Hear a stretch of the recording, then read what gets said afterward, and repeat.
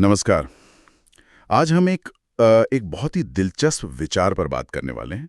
ये एक स्रोत से सामने आया है और ये संभावना जताता है कि ब्रह्मांड की जो सबसे बड़ी चीजें हैं और जो सबसे छोटी हैं, उनके बीच शायद कोई गहरा, हैरान करने वाला संबंध हो सकता है।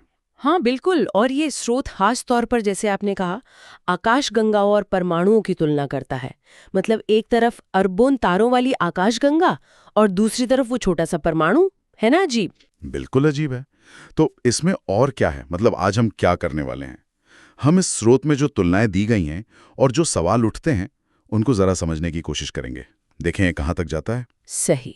तो शुरुआत होती है एक सीधी सी लगने वाली तुलना से। स्रोत कहता है कि जैसे आकाशगंगा के केंद्र में अक्सर एक बहुत बड़ा ब्लैक होल होता है, क्या परमाणु का जो नाभिक है, मतलब न्यूक्लियस, वो भी कुछ वैसा ही है? और इलेक्ट्रॉन जो नाभिक के चक्कर लगाते हैं, क्या वो तारों जैसे हैं? ये सुनने में तो बड़ा काव्यात्मक सा लगता है, पर क्या कोई तर्क है इसके पीछे? हाँ देखिए, ये सिर्फ एक ऊपरी उपमा नहीं है। स्रोत का तर्क असर में संरचना पर आधारित है और शायद व्यवहार पर भी। नाभिक जो है वो परमाणु के केंद्र में है, बहुत सघन द्रव्यमान वाला। ठीक वैसे ही जैसे ब्लैक होल गैलेक्सी के केंद्र में गुरुत्वाकर्षण का केंद्र होता है।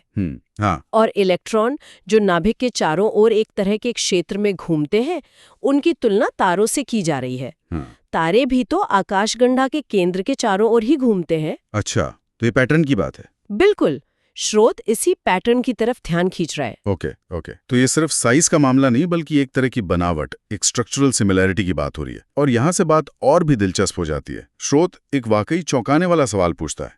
हम जानते हैं कि भाई तारों के चारों ओर ग्रह चक्कर लगाते हैं, तो क्या क्या ये मुमकिन है कि इलेक्ट्रॉनों के चारों ओर भी कुछ ऐसे कण घूम रहे हों जिनके बारे में हमें पता ही नहीं? बिल्कुल। और यहीं पर ये विचार विज्ञान की जो मौजूदा सीमाएं हैं उनको जैसे छूने लगता है।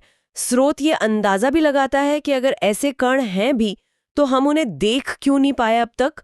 दो वजह बताई गई हैं। क्या? या तो उनकी रफ्तार वो इतनी ज्यादा तेज है कि हमारी उपकरण उन्हें पकड़ ही नहीं पाते। अच्छा, बहुत ज्यादा तेज? हाँ, या फिर उनका वजन मतलब द्रव्यमान वो इलेक्ट्रॉन से भी इतना इतना कम है कि हमारी आज की टेक्नोलॉजी उन्हें महसूस ही नहीं कर पाती। बाप रे, मतलब इतने छोटे या इतने तेज कि वो हमारी पकड़ से ही बाहर हैं। जैसे जैसे हवा में धूल के कण होते हैं जो दिखते नहीं, वैसा कुछ। ये सोचना ही अपने आप में कमाल का है। सही कहा।